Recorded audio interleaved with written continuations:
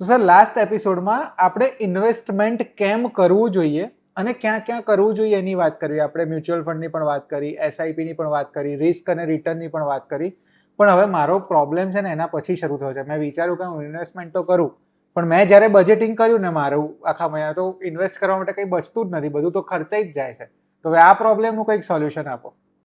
સો પહેલાં તો thank you so much, તમે પાછા ઇન્વાઇટ કર્યા એના બદલે. અને થેન્ક યુ તમને લોકોને બધાને કે તમે આટલો બધો પ્રેમ આપી રહ્યા છો એને માટે. હવે સૌથી પહેલાં ઇન્વેસ્ટમેન્ટમાં બચતું નથી, બરાબર? તો એની અંદર આપણે શું કરવું જોઈએ? તો ઇન્વેસ્ટમેન્ટમાં પૈસા બચાવવા પહેલાં તો માઇન્ડસેટ ક્રિએટ કરી લઈએ. અને એક લોકોને અંદરથી એમ હોય છે કે ભાઈ હું તો કમાવા જ છું ને, તો મારે બચાવીને ન બચાવીને આજનું હું એન્જોય કરી લઉં, આજના હું જલસા કરી લઉં, કાલ કોને જોઈ, કાલે પડે એવી દેવાશે. તો આ બધા જે ભ્રમ છે, મિથ છે, એને કાઢી નાખીએ. કારણ કે હું હંમેશા કહું છું કે આજે 2030નું તમે પ્લાનિંગ કરશો કે ના કરશો, 2030 આવવાનું. 2035નું તમે પ્લાનિંગ કરશો ના કરશો, 2035 આવવાનું. અને એ એક દિવસ આવી જશે કે જ્યાં આગળ આપણા બધા કમિટમેન્ટ જે છે કરેલા એને આપણે નિભાવવાનું છે. એટલે એ માઇન્ડમાંથી કાઢી નાખીએ કે ભાઈ મારે બચત કરવી જ છે. અને મેં જે પહેલાં પણ કીધેલું છે, પૈસો ફક્ત એક જ ભાષા બોલે છે. તમે મને આજે બચાવશો તો હું તમને કાલે બચાવીશ. હવે આ જો માઇન્ડમાં મારે બેસી જાય ને, હવે બધા જ રસ્તા, કારણ કે હું ગુજરાતીમાં એક સરસ લાઈન તમને કહું, રસ્તો નહીં જડે તો કરી જવાના, એમ થોડી અમે મૂંઝાઈને મરી જવાના. તો કોઈકે બહુ સરસ કીધું છે કે મને રસ્તો નહીં જડે. હવે મારા પૈસા નથી બચતા. શું કામ નથી બચતા? કારણ કે મારે બચાવવા નથી. ન થાય, માણસ ધારે તો પથ્થરમાંથી પણ પાણી કાઢી શકે, પથ્થરમાંથી પણ એ તિરાડ પાડી શકે. અને આપણે જોયું કે ભાઈ એક ભાઈએ 23 વર્ષ સુધી પથ્થર તોડી અને પહાડમાંથી રસ્તો બનાવ્યો.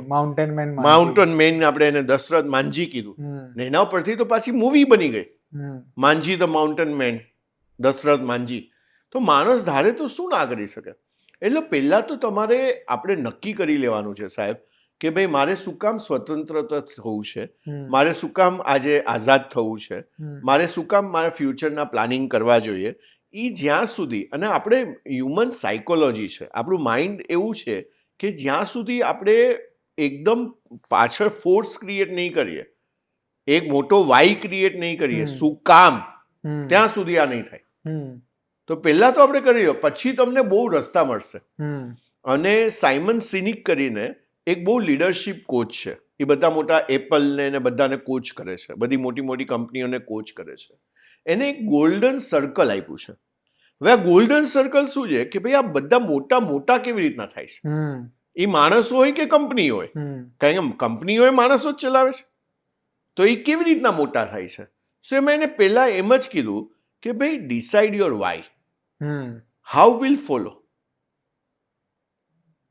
તો તમે પેલા નક્કી કરી લો ભાઈ શું કામ, પછી રસ્તો મળી જવાનો, રસ્તો મળી જવાનો. એટલે મેં તમને જે લાસ્ટ ટાઈમ કીધું કે ભાઈ મને રસ્તો શું કામ મળ્યો, કારણ કે મને સ્ટ્રોંગ ડિઝાયર હતી કે ભાઈ મને આઝાદ થવું છે. હવે તમે વિચાર કરો ને, આજે હું તમને બધાને કહું છું, જેટલા લોકો પોડકાસ્ટ જુએ છે, આંખ બંધ કરો, કરો આંખ બંધ.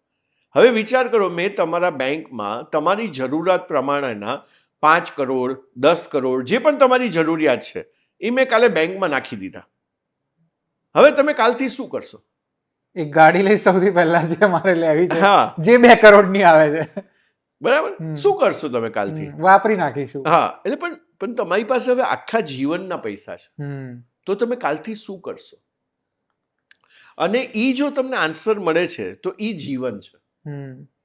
જી વ અને ન, જીવન. હવે આને આપણે અલગ અલગ કરીએ. જી એટલે શું? જીવવું.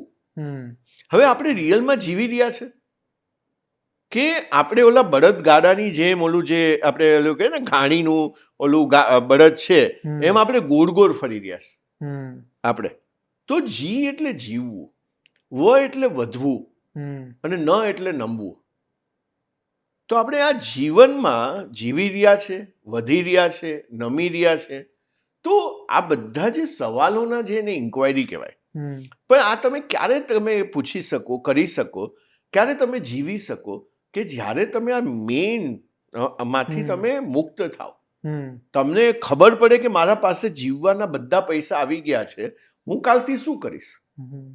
અને જો એ આન્સર તમને મળે છે, એ આપણું સાચું જીવન છે. એટલે મને એ આન્સર સાહેબ 2010માં મળી ગયો કે 2010માં મેં મારી પાસે આખા જીવનના પૈસા આવી ગયા.